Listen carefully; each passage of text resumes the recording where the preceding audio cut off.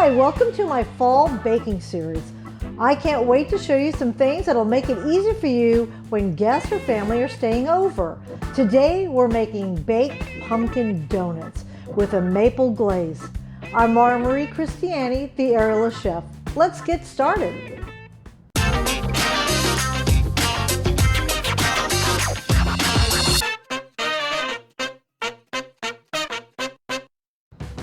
For our baked spice pumpkin donuts, we're going to start with the wet ingredients first. Start with our eggs. This couldn't be more simple. You just mix the wet ingredients together in one bowl, the dry ingredients in another bowl, and then you stir them all together. You'll see how simple this is. I'm using canned pumpkin, and it's not the entire can. It calls for 1 cup, and the can is 14 ounces, so you'll have leftovers, which you can use in pancakes, smoothies. It's really good for smoothies, so it won't go to waste. And then our vanilla extract or vanilla bean paste, and we just mix that all together. And you want to make sure this is mixed together thoroughly, because once I add it to the flour, I don't want to over mix my dough. It's the same principle as a cake. You don't want to overmix it, or the gluten will make it very tough when it starts to get going there. All right, that's it. And now on to the dry ingredients. For the dry ingredients, I want to sift my flour. And I like to use these. They're very versatile for a lot of things. I can strain soups in it, purees, wash small amounts of fruit. They're very handy to have. And they're perfect for sifting. This is going to aerate the batter and give us a nice, light, fluffy donut.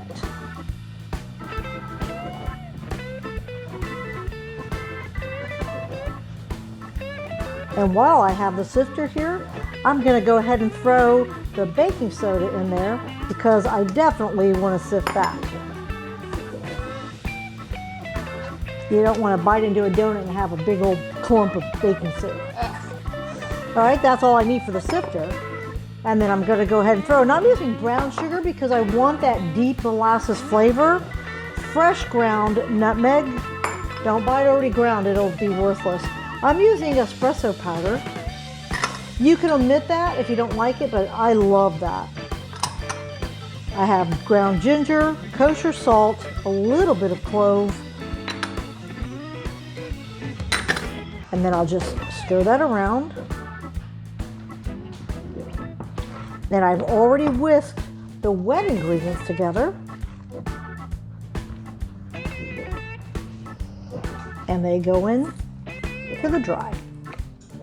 And we're just going to stir this just so there aren't any patches of flour remaining.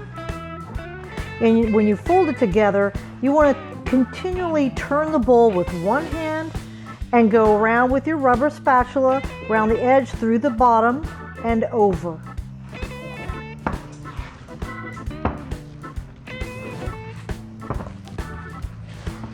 Oh, you could smell the spices. I can smell a little bit of the coffee.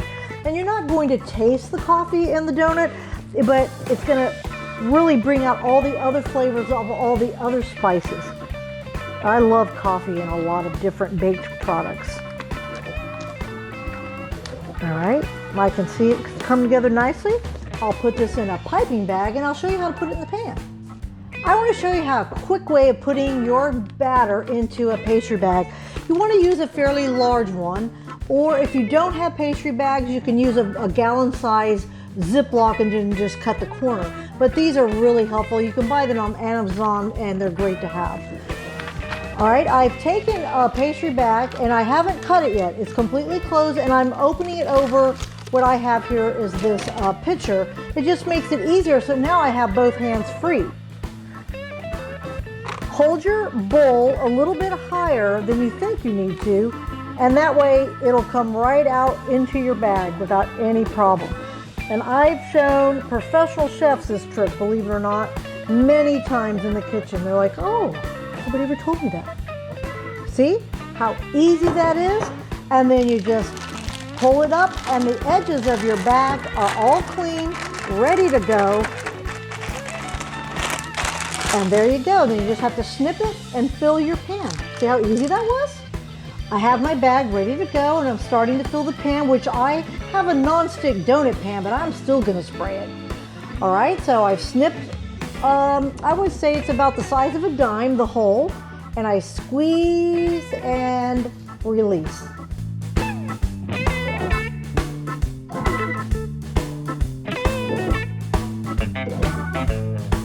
Okay, I'm done filling all the donut molds, and it's giving me 14, so figure that a baker's dozen plus one for his assistant.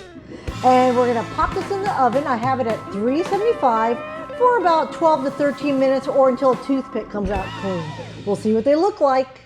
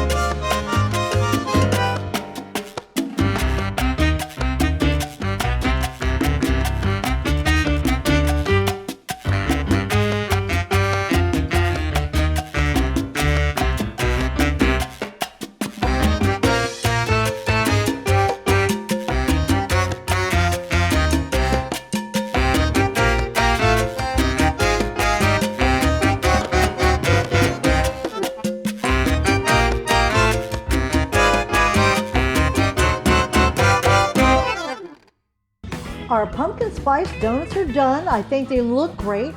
I've done some in cinnamon sugar, and I've done the other ones in this wonderful maple glaze. I'll bet you they're delicious. Oh.